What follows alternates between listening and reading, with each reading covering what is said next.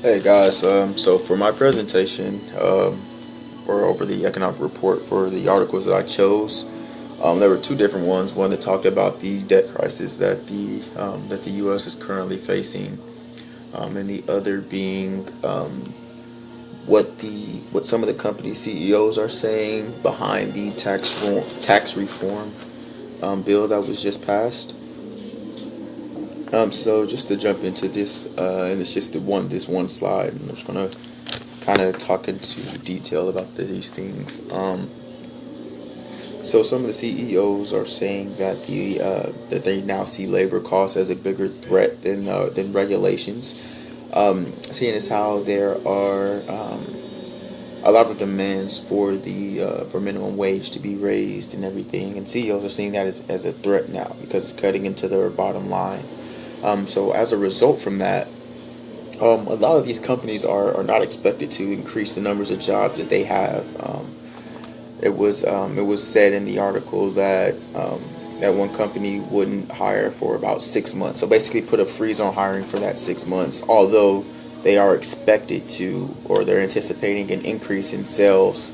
So despite that increase, they're still not increasing jobs, and uh, due to that, and what that tells me is that basically they want to uh, keep that additional money for bonuses or whatever the case may be for themselves and for their position and positions similar to that. Um, Also, with the tax reform bill being passed, they're getting a lot of, or getting more breaks.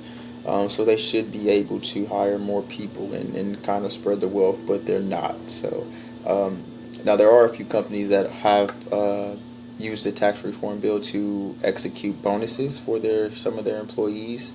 I do have. I know NBC has done it here recently with giving some of their employees $1,000 bonuses.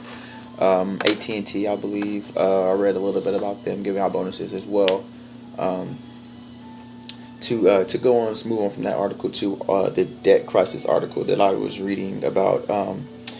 America is currently $20.1 billion in debt, which is amazing, that we are or that we suffer from that much of or in that much of a debt crisis. So there are a few things that have contributed to this. So 2/3 of the debt that we currently have is from the U.S. citizens, with the other third being from the government. A lot of the debt is, or we have borrowed money from foreign countries like China, Japan.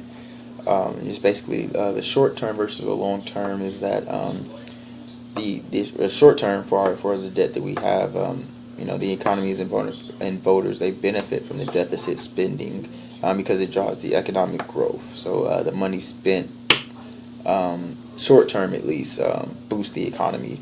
But looking at it long term, and it was described in the article that I read, it was coined as it was like driving a vehicle with the emergency brake on. So you know at some point down the line it's going to get bad for you. And as the debt continues to rise and the ratio increases, the debt holders could demand larger interest payments, and that's going to end up slowing down the economy. So that is my presentation. Thank you guys for listening. Have a great night.